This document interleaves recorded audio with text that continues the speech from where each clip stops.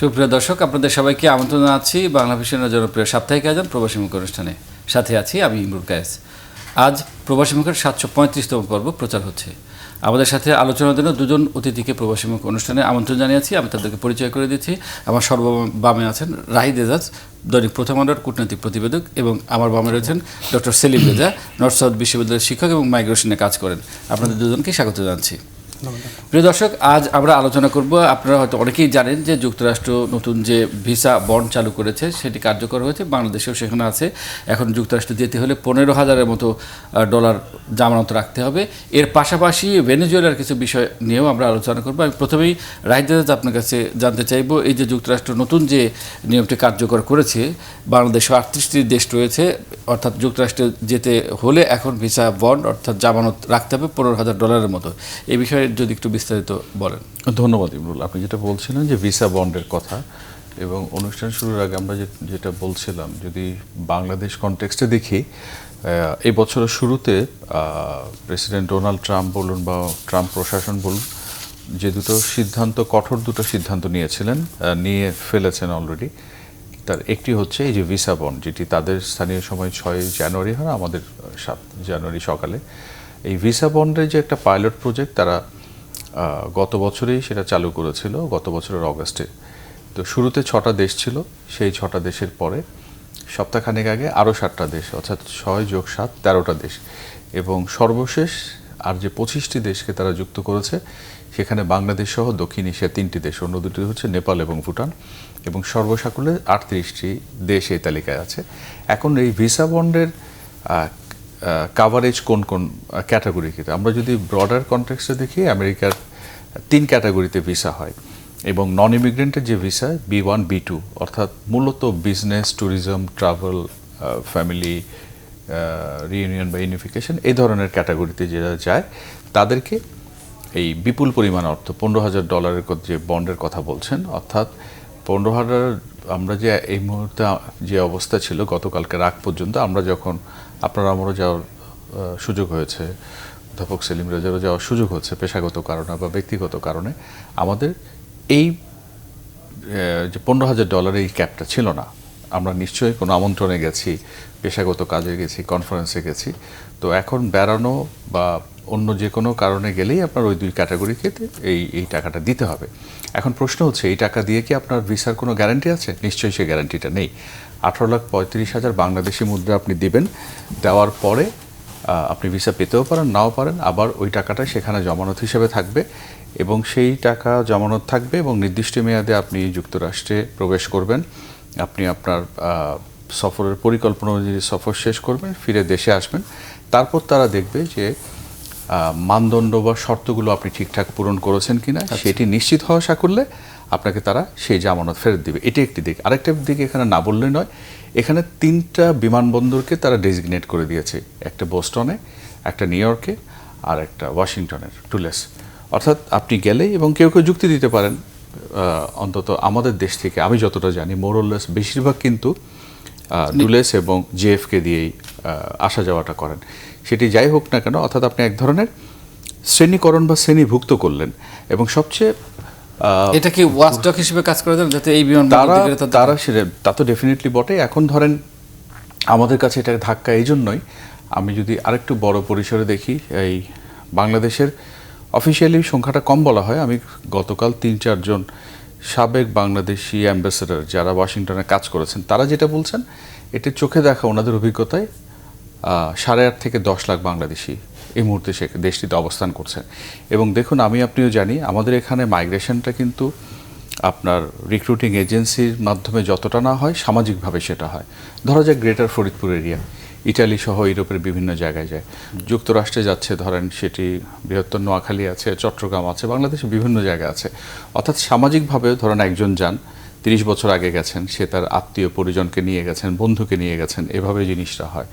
তো সেই জায়গাতে এটা একটা নিরুৎসাহিত করার প্রক্রিয়া বলেন, কঠোর ব্যবস্থা বলেন, এটি কি আচমকা বা হঠাৎ করে এসছে? হঠাৎ করে আপনার মনে হতে পারে। আমি তো আপনাকে বলছি, পাইলট প্রজেক্ট শুরু হয়েছে গত বছরের আগস্টে, এবং তারা বারবার ইঙ্গিত দিচ্ছিল এটা।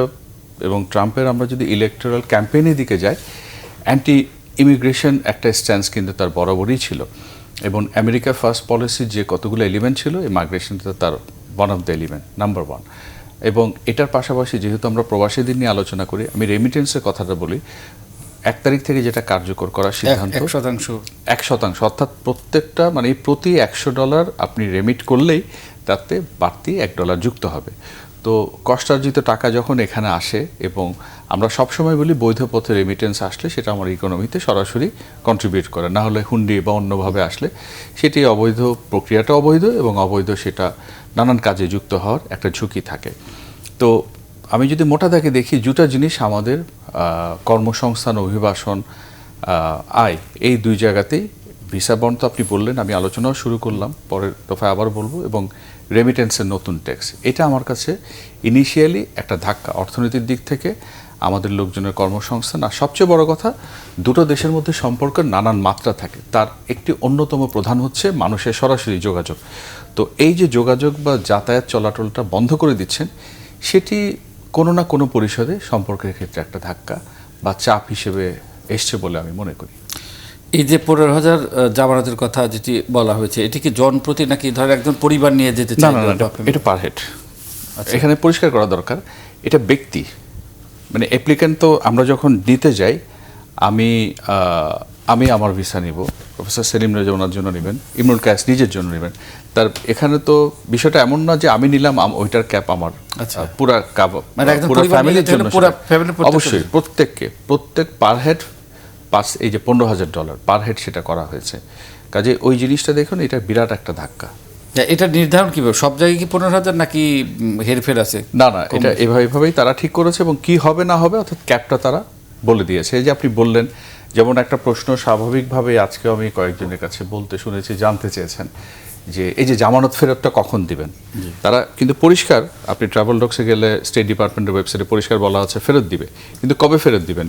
আপনি বাংলাদেশে ট্যুরটা 1 মাস বা 3 মাস শেষ করে বাংলাদেশে আসার কি 1 সপ্তাহের মধ্যে পাবেন, 15 দিনের মধ্যে পাবেন, না 90 দিনের মধ্যে পাবেন? এটা সিদ্ধান্ত কিন্তু তারা নেবে, আপনাকে পরিষ্কার করে কিছু বলছে না। আচ্ছা, আমি সেলিম রেজার কাছে একটু জানতে চাচ্ছি, এই যে $15,000 জামানত রেখে যেতে হবে যুক্তরাষ্ট্রে, এবং অনেকেই তো আসলে বাংলাদেশিদের জন্য অনেকেরই ড্রিম কান্ট্রি বলা যায় বা স্বপ্নের দেশ, এখানে অনেকে ঘুরতেও যায়, আবার অনেকে কর্মসংস্থানের জন্য যায়। এটা আসলে আমাদের প্রবাসী খাতে কী ধরনের প্রভাব ফেলতে পারে মনে করেন, এবং হঠাৎ করে এরকম একটা উদ্যোগ নেওয়ারই বা কারণ? ধন্যবাদ আপনাকে। এই পুরো বিষয়টার কিন্তু অনেকগুলো নেতিবাচক দিক রয়েছে, যেটা আমার সহ আলোচক অলরেডি বলে ফেলেছেন যে কি ধরনের অসুবিধাগুলোর মধ্যে আমরা পড়তে যাচ্ছি। আমি একটু যোগ করতে চাই এখানে। যখন মার্কিন যুক্তরাষ্ট্র কোনো কিছু করা শুরু করে, সেটার কিন্তু একটি স্পিল ওভার ইফেক্ট পড়ে অন্য দেশগুলোর ক্ষেত্রেও, এবং আমি খুব অবাক হব না যদি একই রকম প্রসেস যদি কদিন পরে সংযুক্ত আরব আমিরাত শুরু করে দেয়, বা আমাদের অন্যতম গন্তব্য দেশ যদি সৌদি আরব শুরু করে দেয়, বা ইভেন যুক্তরাজ্যও যদি শুরু করে দেয়। এই জিনিসগুলো এক ধরনের ঝুঁকি তৈরি করে এবং পুরো অভিবাসন খাতকেই কিন্তু এক ধরনের অনিশ্চয়তার মধ্যে ফেলে দেয়। এবং সবচেয়ে খারাপ লাগে এই জিনিসগুলো ভাবতে, যে যখন মার্কিন যুক্তরাষ্ট্র নিজেই সবসময় বলে আসে যে free movement of people or free mobility of people, সেই জায়গাতে কিন্তু আমরা দেখতে পাচ্ছি যে মার্কিন যুক্তরাষ্ট্র নিজেই কিন্তু মানুষের সহজ চলাচলের পথটাকে বারবার বন্ধ করে দিচ্ছে, এবং বিশেষ করে অনুন্নত দেশ থেকে উন্নত দেশে যাওয়ার, যেটাকে আমরা বলছি যে অভিবাসন বা লেবার মাইগ্রেশন যেটাকে বলছে, শ্রম অভিবাসন, সেই জায়গাটা কিন্তু অনেকটা সংকুচিত হয়ে যাচ্ছে। এখন এই রকম অবস্থার মধ্যে দিয়ে যখন আবার এর সাথে দেখতে পাচ্ছি যে মার্কিন যুক্তরাষ্ট্র নিজেই খুব একদম নিপীড়নমূলকভাবে ভেনেজুয়েলার উপরে একটা আক্রমণ শুরু করে দিয়েছে, তেল একটা রাজনীতি রয়েছে, তেল নিয়ে রাজনীতি রয়েছে, আবার একইভাবে মাদক সংক্রান্ত অভিযোগও রয়েছে। কিন্তু যত কিছুই আমরা বলি না কেন, সব কিছুর প্রভাবটা গিয়ে, অভিঘাতটা গিয়ে কিন্তু পড়ছে অভিবাসন খাতের ক্ষেত্রে। এবং আপনি জেনে থাকবেন যে ভেনেজুয়েলাতে যেই মানুষগুলো রয়েছে, সেই মানুষগুলোর মধ্যে যারা অভিবাসী, তারা কিন্তু বছরে প্রায় $10 বিলিয়ন মতো তারা অবদান রাখে শুধুমাত্র রেমিটেন্স পাঠিয়ে। তার মানে ভেনেজুয়েলা কিন্তু শুধুমাত্র একটা তেল সমৃদ্ধ দেশ না, ভেনেজুয়েলা একটা মাইগ্রেন্ট হোল্ড বা মাইগ্রেন্ট হোস্টিং একটা কান্ট্রি বলা যায়। আচ্ছা, সেখানে কি বাংলাদেশিদের সংখ্যা? সেখানে বাংলাদেশি অনেক কম রয়েছে, কিন্তু এমনি ল্যাটিন আমেরিকান কান্ট্রি থেকে বা ক্যারিবিয়ান অনেক রাষ্ট্র থেকে সেখানে কিন্তু লোকজন রয়েছে, পানামা থেকে, পেরু থেকে, কিউবা থেকে লোকজন রয়েছে সেখানে। তো ওভারঅল আমরা যখন মাইগ্রেশনের পুরো বুননটাকে নষ্ট করে দিই বা অভিবাসন খাতের পুরো বুননটাকে যখন এরকম নানান রকমের সংকোচনমূলক নীতির কারণে নষ্ট করে দিই, তাহলে আমরা ধরে নিতে পারি যে আজ হোক কাল হোক এটার প্রভাব কিন্তু আমাদের দেশের যে শ্রমিকরা রয়েছে তাদের উপরেও পড়বেন। এবং আমার সহ আলোচক অলরেডি উল্লেখ করেছেন যে মানুষ কিন্তু শুধুমাত্র দীর্ঘস্থায়ী বা দীর্ঘমেয়াদে অভিবাসন করার জন্যই কিন্তু মার্কিন যুক্তরাষ্ট্রে যায় না, অনেকে কিন্তু খুব স্বল্প মেয়াদে প্রশিক্ষণের জন্য যেতে পারে বা কোনো একটা ট্রেনিং বা প্রফেশনাল অ্যাচিভমেন্টের জন্য মানুষ যাওয়া প্রয়োজন হয়। সেই জায়গাগুলো এখন আস্তে আস্তে সংকুচিত হয়ে যাবে এবং বিকল্প হিসেবে হয়তো বা আমাদের সামনে এখন অন্যরকম চিন্তা করতে হবে যে যেহেতু আমরা মার্কিন যুক্তরাষ্ট্রকে সবসময় ধরে নিই যে উৎকর্ষতার শীর্ষে অবস্থানকারী একটা দেশ এবং মার্কিন যুক্তরাষ্ট্রে অনেক স্ট্যান্ডার্ড আমরা ফলো করি, ব্যবসা বাণিজ্যের ব্যাপার রয়েছে, রাজনীতির ব্যাপার রয়েছে এবং জ্ঞানের আদান প্রদান বা নলেজ এক্সচেঞ্জ যেটাকে আমরা বলছি সেইগুলোও রয়েছে।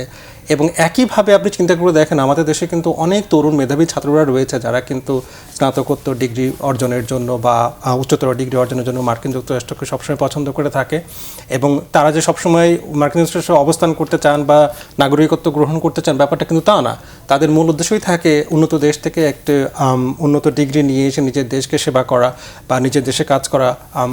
সেই পথটুকু আমার মনে হচ্ছে যেন আস্তে আস্তে সংকুচিত হয়ে পড়ছে এবং ওভারঅল রেমিটেন্সের কথা এসছে যে রেমিটেন্সের ক্ষেত্রে যদি এরকম 1% আজকে 1% যোগ করা হয়েছে, যে আমি খুব অবাক হব না যদি সামনে যদি আরও বেশি যোগ করা হয়ে যায়, কারণ ট্রাম্প প্রশাসনের একটা বড় বিবেচনার বিষয়ই হয়েছে কেননা কোনো না কোনোভাবে এই অভিবাসনকে বন্ধ করে দেওয়া বা অভিবাসনের পথটাকে খুব বেশি প্রেরণা বা উৎসাহমূলক অবস্থায় না রাখা। তো আপনি দেখবেন যে যখন এই 1% শুনতে কিন্তু জিনিসটা মনে হচ্ছে শুধুমাত্র 1%, কিন্তু টাকার অঙ্কে কিন্তু সেটা অনেক বড় এবং বিশেষ করে যে অভিবাসীরা নানান রকমের কাগজ সংক্রান্ত জটিলতার মধ্যে থাকে, ডকুমেন্টেশন রিলেটেড প্রবলেমের মধ্যে থাকে, তারা কিন্তু বাধ্য হয়েই অনেকটা ক্যাশে তারা কাজগুলো করেন এবং ক্যাশ পেমেন্ট নিয়ে তারা চাকরি বাকরিগুলো করেন।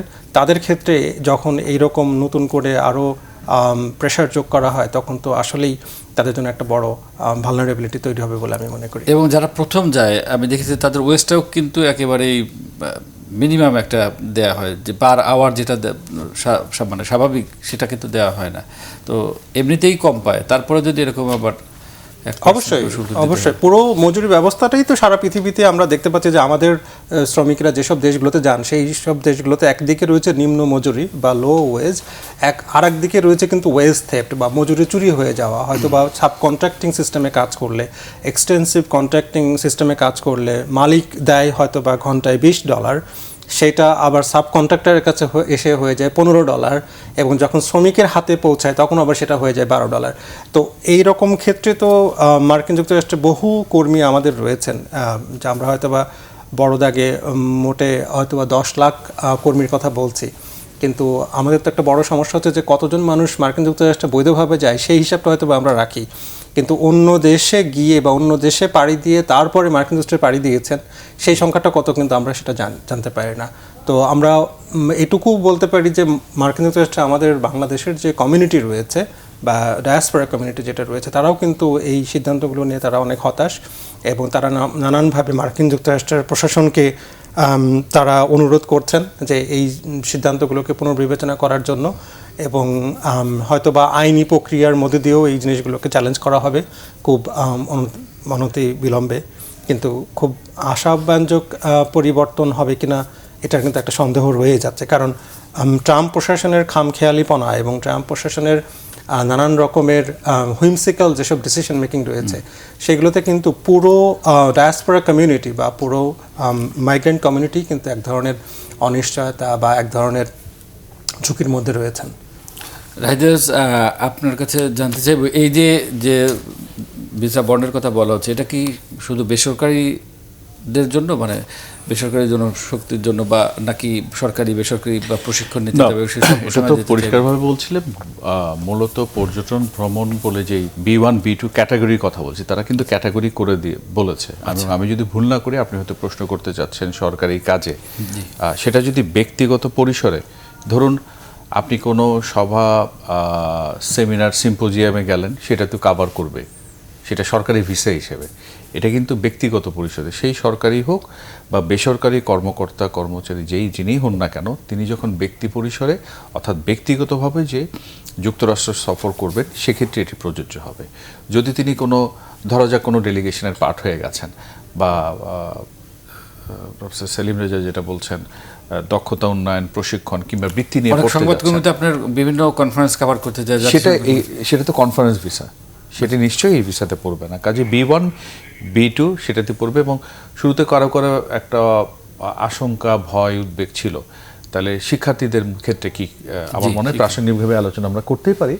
আমাদের যুক্তরাষ্ট্রের সাথে সম্পর্কের ক্ষেত্রে যদি বলি, সংখ্যাটা যাই হোক না কেন, যদিও আমরা পরিসংখ্যান দেখলে এটি খুবই আশাব্যঞ্জক এবং খুব ইতিবাচক খবর যে প্রতি বছর যুক্তরাষ্ট্রগামী বাংলাদেশি শিক্ষার্থীর সংখ্যা বাড়ছে। এবং গত বছর আমি যদি ভুল না করি অন্তত 18,000-এর মতো শিক্ষার্থী যুক্তরাষ্ট্র পড়তে গেছেন, পড়াশোনা করতে গেছেন। তারা নিজেদের খরচে যেমন যান, আমরা জানি যে সেখানে প্রেস্টিজিয়াস অনেকগুলো ফেলোশিপ বা স্কলারশিপ দেওয়া হয় এবং বাংলাদেশি শিক্ষার্থীরা সবগুলো ক্রাইটেরিয়া ফুলফিল করে শুধু সেখানে যান না। আমরা এমন জানি আমাদের কিছু পরিচিত সহকর্মী আপনার তারাও এরকম পড়তে গিয়ে সেখানে শিক্ষকতায় যুক্ত হয়েছেন, গবেষণায় যুক্ত হয়েছেন। তো সেটা আবার F2 F1 ভিসায় যায়। তো শিক্ষার্থীদের ক্ষেত্রে হবে না। এবং আবার আমি ক্যাটাগরিক্যালি রিপিট করছি, B1 এবং B2-তে যারা যান তাদের ক্ষেত্রে এই ভিসা বন্ডটা অ্যাপ্লিকেবল হবে। আচ্ছা, শিক্ষার্থীদের ক্ষেত্রে সেটা হবে না। আচ্ছা, আলোচনা চলছিল, আমরা একটা বিজ্ঞাপন বিরতি নিয়ে আসি। প্রিয় দর্শক, আমরা অনুষ্ঠানের এই পর্যায়ে নিচ্ছি একটি বিরতি, সঙ্গেই থাকুন।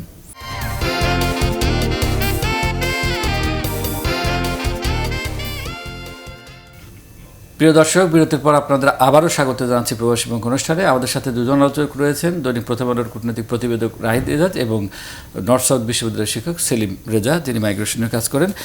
সেলিম, আমি আপনার কাছে জানতে চাইব, এই যে নিয়মটি চালু করেছে, যে ভিসা বন্ড চালু করেছে, এর মধ্যে দিয়ে বৈধভাবে যাওয়ার ক্ষেত্রে প্রতিবন্ধকতা তৈরি হলে অবৈধ অনুপ্রবেশ বাড়বে কিনা, উৎসাহিত হবে কিনা? সেটা তো অবশ্যই, কারণ অভিবাসনের নিয়মটাই হচ্ছে এরকম। যখন বৈধ অভিবাসনের পথটা অনেক বেশি ব্যয়বহুল হয়ে ওঠে, তখনই কিন্তু আপনার সস্তা যে পথগুলো রয়েছে, অবৈধ পথগুলো যেগুলো রয়েছে, বা আরও ভালো করে বলতে গেলে যে মানব পাচারের যে পথগুলো রয়েছে, সেগুলো কিন্তু খুলে যায়। আপনি চিন্তা করে দেখেন যে যদি $15,000, এটা কিন্তু কম টাকা না। একটা মানুষকে যদি মার্কিন যুক্তরাষ্ট্র যেতে হলে তাকে এইরকম বিপুল পরিমাণের অর্থ বিনিয়োগ করতে হয়, এবং এর সাথে সাথে আনুষঙ্গিক যে আরও যেসব খরচপত্রগুলো রয়েছে সেগুলো যদি যোগ করতে হয়, তাহলে কিন্তু মোটামুটি একটা ভালো রকমের ব্যয় হয়। এবং সেক্ষেত্রে আমি মনে করি যে মানুষ অবশ্যই চেষ্টা করবে যে বৈধ পথে মার্কিন যুক্তরাষ্ট্রে না গিয়ে অবৈধ যেসব পথগুলো রয়েছে এবং সেগুলো করা। এবং আমরা ইউরোপের ক্ষেত্রে যেটা দেখতে পেরেছি যে ইউরোপের মাইগ্রেশনও কিন্তু একটা সময়ে অনেক ব্যয়বহুল ছিল, এবং বিশেষ করে ডকুমেন্টেশন এবং বিভিন্ন রকমের অ্যাপ্রুভালের নামে কিন্তু অনেক বিপুল পরিমাণে টাকা পয়সা খরচ করতে হয়েছে। এবং সেই জায়গাটাই কিন্তু ইউরোপে অবৈধ অনুপ্রবেশটা কিন্তু বেড়ে গিয়েছিল এবং এখনও পর্যন্ত চলছে সেই জিনিসগুলো। তো একই রকম ঘটনা হয়তো বা মার্কিন যুক্তরাষ্ট্রের ক্ষেত্রেও ঘটতে পারে। কিন্তু আলোচনার শুরুতে যেটা আমরা বলছিলাম যে যেহেতু 3টি বিমানবন্দরকে বিশেষভাবে দায়িত্ব দেওয়া হয়েছে, তার মানে আপনি যদি খুব ভালো করে দেখেন যে নীতিগত জায়গা থেকে বা পলিসি পার্সপেক্টিভ থেকে কিন্তু মার্কিন যুক্তরাষ্ট্র অভিবাসীদেরকে এক ধরনের নেতিবাচক মনোভাব দিয়ে দেখা শুরু করেছে। সবাইকে নেতিবাচকভাবে দেখে তাদেরকে একটা নেগেটিভ টানেলের মধ্যে দিয়ে প্রবেশ করানো, বা 3টি বিশেষ এয়ারপোর্টে দিয়ে প্রবেশ করানো, যাদেরকে খুব স্ট্রিক্ট পলিসি এবং স্ট্রিক্ট ইনভেস্টিগেশনের মধ্যে দিয়ে আসতে হবে। এবং মূল যে বার্তাটা মার্কিন যুক্তরাষ্ট্রের বর্তমান প্রশাসন দিতে চাচ্ছে সারা দুনিয়াবাসীকে, সেটা হচ্ছে যে you can never make USA your home. তুমি কখনোই মার্কিন যুক্তরাষ্ট্রকে তোমার নিজের বাড়ি বানাতে পারো না, বা দীর্ঘমেয়াদে মার্কিন যুক্তরাষ্ট্রে থেকে যাওয়ার চিন্তা করো না। এবং সেই জিনিসটা কি ঘুরিয়ে পেঁচিয়ে নানানভাবে নানান নিয়ম নীতি বা নানান রকমের রেস্ট্রিকশনের মধ্যে দিয়ে আমরা দেখতে পাচ্ছি, সেটা রেমিটেন্সি বলি বা সেটা এই বন্ড ভিসার কথাই বলি, হয়তো বা সামনে আরও নতুন নতুন কিছু যোগ করতে হবে। এবং আমি দীর্ঘদিন ধরে মাইগ্রেশন নিয়ে কাজ করার আমার যে ব্যক্তিগত অনুভূতি, সেটা হচ্ছে আগামী 2 থেকে 5 বছরের মধ্যে মার্কিন যুক্তরাষ্ট্রের মাইগ্রেশন রিলেটেড পলিসিগুলোর মধ্যে এমন কিছু পরিবর্তন আসবে যেটা পৃথিবীতে আমরা কখনো কল্পনাই করতে পারিনি। কীরকম? সেটা হতে পারে যে কোনো একটা বিশেষ জনগোষ্ঠীর জন্য মাইগ্রেশনকে বন্ধ করে দেওয়া বা আরও কঠিন বা কঠোরতর করে দেওয়া, বিশেষ কিছু দেশের জন্য অলরেডি করা হয়েছে। আফগানিস্তানের মতো দেশের থেকে মাইগ্রেশনকে বন্ধ করে দেওয়ার কথা বলা হয়েছে, মায়ানমারের ক্ষেত্রে বলা হয়েছে, আফ্রিকার দেশগুলোর কথা বলা হয়েছে। সেই ব্যাপ্তিটা হয়তো আরও বেড়ে যেতে পারে এবং এই খরচ এখন $15,000 বলা হলো, সেই অঙ্কটাও আরও বেড়ে যেতে পারে, কারণ মার্কিন যুক্তরাষ্ট্রের অর্থনীতির একটি বড় সোর্স অফ মানি কিন্তু এই মাইগ্রেশন থেকে আসে এবং ইমিগ্রেশন রিলেটেড ভিসা প্রসেসিং এবং ড্রাইভিং লাইসেন্স প্রসেসিং এবং এ ধরনের সার্ভিস থেকে আসে। এবং আপনি হয়তো জেনে থাকবেন যে প্রেসিডেন্ট ডোনাল্ড ট্রাম্প কিন্তু খুব স্পষ্ট করেই বলেছিলেন এবং একটি লিস্ট বা তালিকা শেয়ার করেছেন, যেখানে উনি দেখিয়েছেন যে কোন কোন দেশের অভিবাসীরা আমাদের মার্কিন যুক্তরাষ্ট্রের সোশ্যাল সাপোর্ট সিস্টেমের মধ্যে অন্তর্ভুক্ত এবং কতগুলো হাউসহোল্ড তারা এরকম সামাজিক নিরাপত্তা কর্মসূচির আড়ালে তারা বিভিন্ন রকমের সাপোর্ট নিয়ে থাকে এবং সেখানে কিন্তু বাংলাদেশিদের সংখ্যা এসছে প্রায় 50%-এর উপরে। তার মানে একটা বড় সংখ্যক মানুষ তারা কিন্তু খোদ আমেরিকার অর্থনীতির জন্য এক ধরনের বোঝা হয়ে উঠতে পারে বলে ধারণা করছে বা আশঙ্কা করছে মার্কিন যুক্তরাষ্ট্রের প্রশাসন, এবং বাংলাদেশ সহ অন্যান্য দেশও সেখানে রয়েছে। এখন এই দেশগুলোকে যদি সম্পূর্ণরূপে মাইগ্রেশন থেকে বাদ করে দেওয়া হয় বা বাতিল করে দেওয়া হয়, বা আপনি চিন্তা করে দেখেন যে যেই ধরনের বয়স্ক মাইগ্রেন্ট ফ্যামিলিসগুলো রয়েছে বা ডায়াসপোরা কমিউনিটিসগুলো রয়েছে, তাদের জন্য যদি সামাজিক বরাদ্দ একেবারেই বন্ধ করে দেওয়া হয়, তাহলে কিন্তু এটা একদিকে যেমন বিষয়টা আমাদের জন্য লজ্জাজনক হবে, ঠিক আরেকভাবে কিন্তু এটা আমাদের দেশের যেসব মানুষেরা সেখানে রয়েছেন বা নাগরিকত্ব পেয়েছেন, দীর্ঘদিন ধরে মার্কিন সমাজের সাথে মিশে গিয়েছেন, মার্কিন যুক্তরাষ্ট্র অর্থনীতিতে অবদান রেখে এখন বৃদ্ধ বয়সে সেখানে সময় কাটাচ্ছেন, তাদের জীবনটাও কিন্তু অনেকটা নাজুক হয়ে পড়বে আমি মনে করি। আমি কয়েকদিন আগে একটা সম্ভবত 2 দিন আগে একটা প্রতিবেদন দেখলাম যে অর্ধেক বাংলাদেশি পরিবার যারা থাকেন সেখানে তারা এই সামাজিক অনুদানের উপর নির্ভর করে মার্কিন সরকারের। তো এটা বন্ধ যদি হয়ে যায় তাহলে তাদের অবস্থা তো খুবই খারাপ হয়ে যাবে এবং তারা কি তখন ফেরত আসবে নাকি সেই মানে পরবর্তী আসলে কি মানে হোয়াট নেক্সট?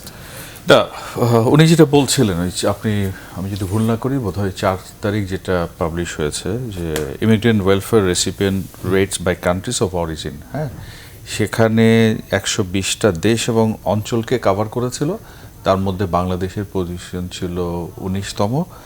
আর তাতে দেখা যাচ্ছে পরিসংখ্যানে বলা হচ্ছে যুক্তরাষ্ট্রে বাংলাদেশের যেসব অভিবাসী পরিবার রয়েছে তার মধ্যে 54.8 অর্থাৎ অর্ধেকেরও বেশি।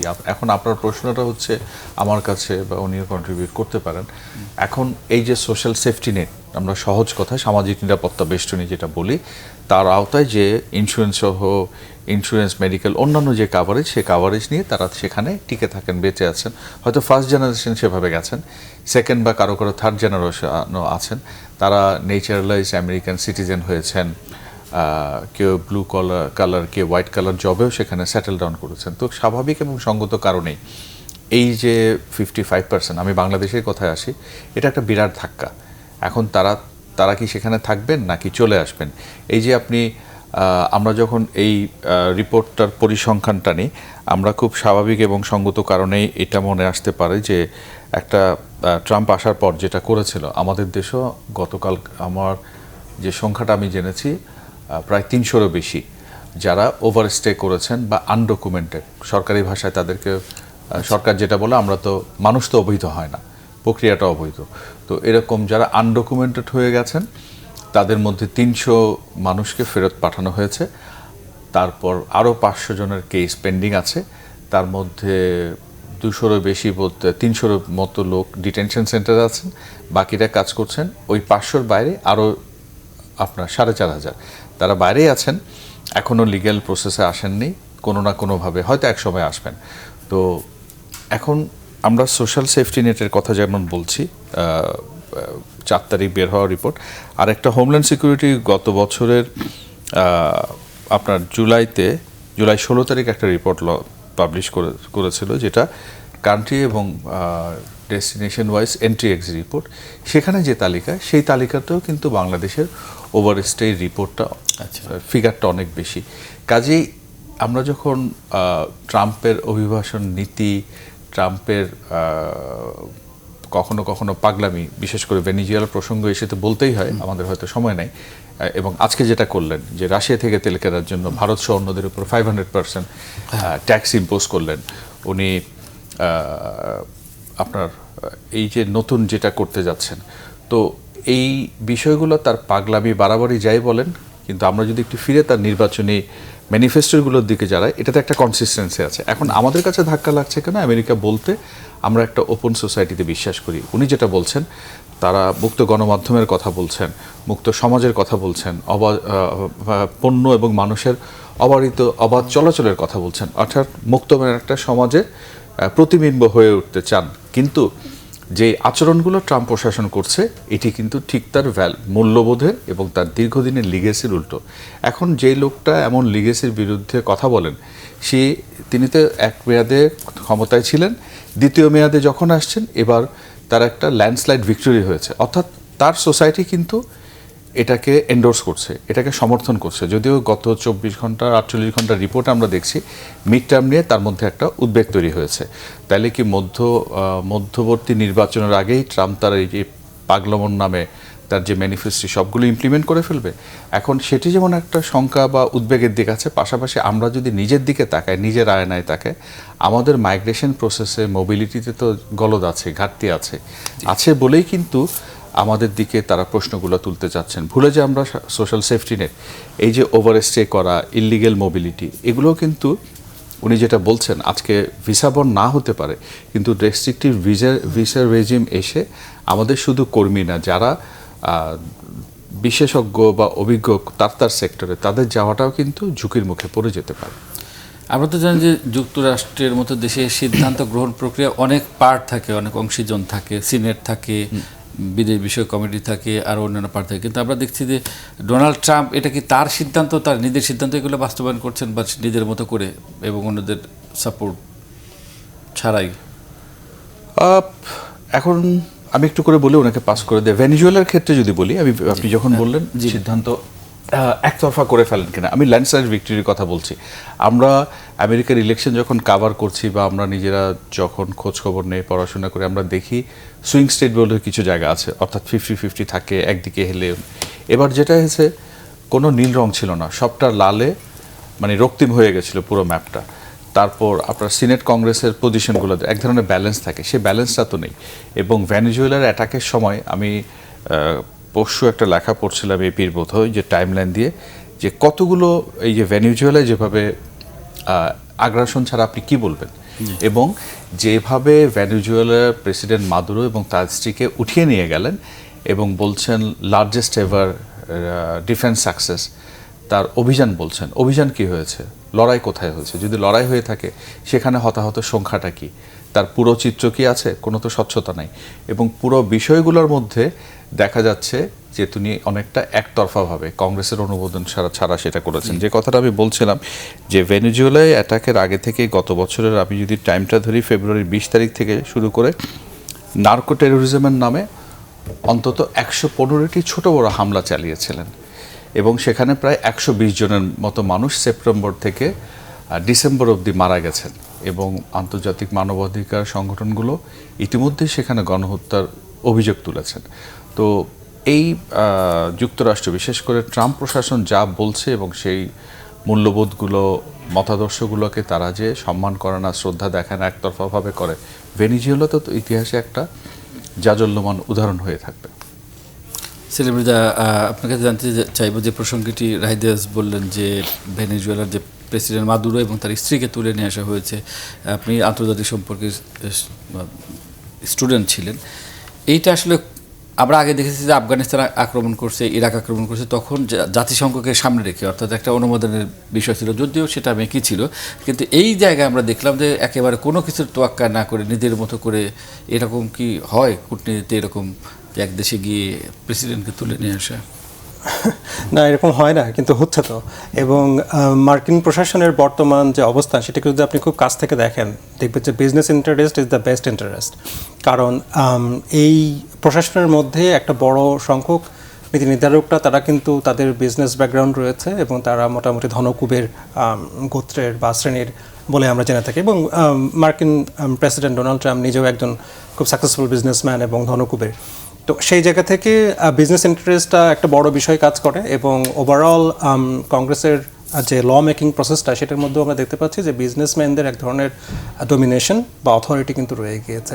এবং ভেনেজুয়েলার দুর্ভাগ্যটা হচ্ছে যে একদিকে যেমন ন্যাচারাল রিসোর্সেসে ভরপুর একটা দেশ, ঠিক একইভাবে কিন্তু ভেনেজুয়েলা ঐতিহাসিকভাবে নানান রকম মাল্টিন্যাশনাল কর্পোরেশন বা এমএনসি এর টার্গেটে পরিণত হয়েছিল। এবং এর আগেও শেভাজ এবং শেল বিভিন্ন কোম্পানি কিন্তু তারা সেখান থেকে খুব কম মূল্যে এবং অনেকটা বিনামূল্যেই তেল সংগ্রহ করতে গিয়ে তারা ভেনেজুয়েলার রাষ্ট্রীয় ক্ষমতার সাথে বিভিন্ন রকমের দ্বন্দ্বে পড়েছিল। এবং এর আগে প্রেসিডেন্ট হুগো রাফায়েল চ্যাভেজ তাকেও বলতে শোনা গিয়েছে যে আমি যদি বেঁচে থাকতে চাই তাহলে এই মাল্টিন্যাশনালদের বিরুদ্ধে, তাদের আধিপত্যের বিরুদ্ধে যুদ্ধ করেই আমি টিকে থাকতে চাই।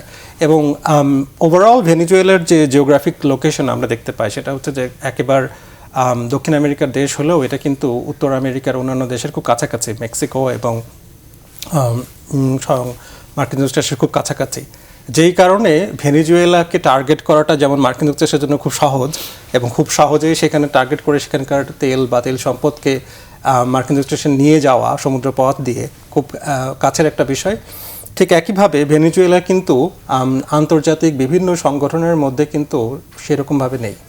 এবং সেই কারণে মার্কিন যুক্তরাষ্ট্রের জন্য সারা দুনিয়াটাকে বোঝানো খুব সহজ যে তারা নানান রকম ক্রাইম করছে বা তাদের বিরুদ্ধে মাদক সংক্রান্ত অভিযোগ দিয়ে তাদেরকে অ্যাটাক করা এবং সমস্ত আন্তর্জাতিক আইনকে লঙ্ঘন করে একজন প্রেসিডেন্টকে সেইভাবে তুলে নিয়ে যাওয়া। এবং অভিযানের কথা বলছিলেন আমার সহ আলোচক, যে মনে হচ্ছে যেন একটা চোর বা ডাকাত ধরা হচ্ছে। তো এই পুরো জিনিসটাই আসলে হিউম্যান রাইটসের দৃষ্টি থেকে দেখলে তো বিরাট একটা মানবাধিকার লঙ্ঘন। এখন সেটাকে আইনি, আন্তর্জাতিক আইনের দৃষ্টি থেকে কোথায়, কখন, কিভাবে সেটা উঠে আসবে সেটাই এখন সময়ের দাবি। এবং আমাদেরকেও অপেক্ষা করতে হবে যে আলটিমেটলি এটা কোথায় গিয়ে দাঁড়ায়। কিন্তু প্রবাসীদের নিয়ে যেহেতু আমরা কথা বলি, সেহেতু কিন্তু আমাদের এখানে একটা বড় বিষয় মনে রাখতে হবে, সেটা হচ্ছে যে যাদের মার্কিন যুক্তরাষ্ট্রে যাওয়ার ইচ্ছা আছে বা মার্কিন যুক্তরাষ্ট্রে তাদের বিভিন্ন রকমের যোগাযোগ রয়েছে বা মার্কিন যুক্তরাষ্ট্রের ভিসা আবেদন করে বসে আছেন, ডিসিশনের অপেক্ষায় রয়েছেন, এই মুহূর্তে কিন্তু একটা বড় বার্তা হচ্ছে যে কোনোভাবেই মার্কিন যুক্তরাষ্ট্রের স্বার্থ পরিপন্থী বা মার্কিন যুক্তরাষ্ট্রকে হেয় প্রতিপন্ন করে কোনো ধরনের মেসেজ, কোনো ধরনের আলোচনা বা কোনো ধরনের কথাবার্তা কিন্তু বিশেষ করে সামাজিক যোগাযোগ মাধ্যমে বলা যাবে না। এবং এরকম সতর্কবার্তাও কিন্তু বিভিন্নভাবে দেওয়া হয়েছে। এবং আপনি জেনে থাকবেন যে মার্কিন যুক্তরাষ্ট্রের ভিসা প্রদানের একটি বড় মাধ্যমই হয়ে উঠেছে কিন্তু যে আবেদনকারীর সোশ্যাল মিডিয়া এবং তার অন্যান্য ক্রেডেনশিয়ালসগুলো চেক করে দেখা। তো আমি বলবো যে যেসব প্রবাসীদের এ ধরনের আবেদন করে অপেক্ষমান আছেন বা তারা চিন্তাভাবনার মধ্যে মার্কিন যুক্তরাষ্ট্রকে রেখেছেন, না বুঝে না শুনে কোনো ধরনের গুজবে কান না দেওয়া। এবং এখন সামাজিক যোগাযোগ মাধ্যমে অনেক সময় দেখা যায় আর্টিফিশিয়াল ইন্টেলিজেন্স বা এআই দিয়ে তৈরি করা বিভিন্ন রকমের খবর সেখানে তৈরি হচ্ছে বা ছবি প্রকাশিত হচ্ছে, সেগুলোকে শেয়ার না করা। এবং একেবারে খুব ক্রেডিবল বা বিশ্বাসযোগ্য সংবাদ মাধ্যম না হলে সেগুলোর সংবাদ বা সেগুলোর লিঙ্ক মানুষের সাথে শেয়ার না করা। এই রকম কিছু বিধিনিষেধ যদি মোটামুটিভাবে নিজের মতো করে নিজে মেনে চলা যায়, তাহলে মার্কিন যুক্তরাষ্ট্র বা মার্কিন যুক্তরাষ্ট্রের পরিবর্তনশীল অভিবাসন নীতির সাথেও নিজেকে মানিয়ে নেওয়া সম্ভব হবে। এবং রাষ্ট্রীয়ভাবে আমি মনে করি যে বাংলাদেশ সরকারেরও এখন উচিত যে পুরো বিষয়টা কি খুব কাছ থেকে পর্যবেক্ষণ করে আমাদের অভিবাসীরা যেন ভালো থাকে এবং বিশেষ করে মার্কিন যুক্তরাষ্ট্রে অবস্থানরত বাংলাদেশি প্রবাসীদের যেন স্বার্থ সংশ্লিষ্ট বিষয়গুলোকে যেন খুব ভালোভাবে দেখা হয়, সেই জায়গাটায় একটা কূটনৈতিক উদ্যোগের প্রয়োজন রয়েছে এবং সমন্বয়ের উদ্যোগ। কি বলবো, এই যে কূটনৈতিক উদ্যোগের কথা বলছে যে বাংলাদেশি দ্বারা উনিকে কূটনৈতিক উদ্যোগের কথা বলছেন, আমি ওনার সাথে কিছু একমত হয়ে বলবো, আবার একটু সামান্য দ্বিমত বা ভিন্ন মত পোষণ করব। সেটি হলো, আপনি যখন বলছেন কূটনৈতিক উদ্যোগ, দুঃখিত, আপনার জাতীয় নিরাপত্তা উপদেষ্টা ডক্টর খলিলুর রহমান প্রায় দিস টাইম আমেরিকায় পৌঁছানোর কথা। ওনার ভিজিটটা যদিও প্রিশিডিউল ছিল, উনি আন্ডার সেক্রেটারি ফর পলিটিক্যাল অ্যাফেয়ার্সের সাথে এবং অ্যাসিস্ট্যান্ট টিআর ব্র্যান্ডন লিঞ্চের সাথে মিটিং করবেন। দুটোই মূলত ছিল আগে থেকেই ঠিক করা। এর একটি ইলেকশন এবং আরেকটি হচ্ছে আপনার ওই রেসিপ্রোকাল ট্যারিফ নিয়ে। তো স্বাভাবিক এবং সঙ্গত কারণে বিশেষ করে আন্ডার সেক্রেটারি ফর পলিটিক্যাল অ্যাফেয়ার্সের সাথে যাবেন এবং যখন বসবেন তখন কিন্তু খুব কারেন্ট ইস্যু হিসেবে এটা আসতে পারে, হয়তো তারা তুলবে যে সোশ্যাল সেফটি নেট, ওভারস্টে ইত্যাদি ইত্যাদি ফেরত নেওয়া।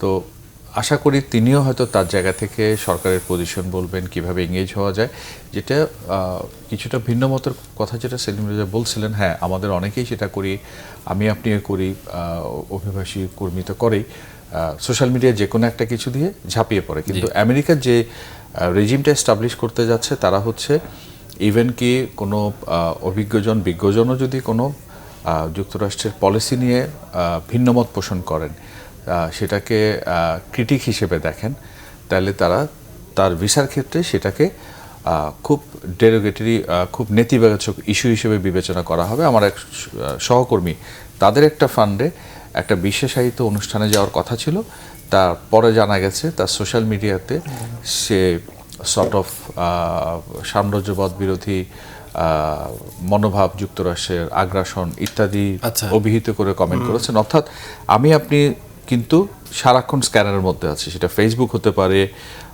এক্স হতে পারে, আপনার টিকটক হতে পারে, ইউটিউব হতে পারে, ইনস্টা হতে পারে। তো সেক্ষেত্রে হয়ে গেছে কি, যারা এতদিন মুক্ত উদার সমাজের কথা বলতো, তারা পুরো জিনিসটাকে যখন টাইটেন করে ফেলে, স্ট্রিক্ট রিজিমে চলে যায়, তো সেখানে আমাদের সতর্ক থাকারও যেমন ব্যাপার আছে, আবার এটাও ঠিক আপনি ভিন্ন মতের কথা বলবেন কিন্তু বিরুদ্ধ মতকে চর্চা করতে দিবেন না, সেটি বোধহয় এক ধরনের দ্বিচারিতা ছাড়া কিছুই না। ধন্যবাদ রাহিদেজ এবং ডক্টর সেলিম রেজা। প্রিয় দর্শক, আমরা আজকে দুই আলোচকের কাছেই শুনলাম যুক্তরাষ্ট্র যে নতুন ভিসা রেজিম চালু করেছে সেটি কার্যকর হয়েছে। যারা যুক্তরাষ্ট্রে যেতে চান সেই বিষয়গুলো জেনে বুঝে যেতে হবে। তো সেই আশা এবং প্রত্যাশা রেখে আমাদের অনুষ্ঠানটি আজ এখানেই শেষ করছি। সবাই ভালো থাকুন, সুস্থ থাকুন, আল্লাহ হাফেজ।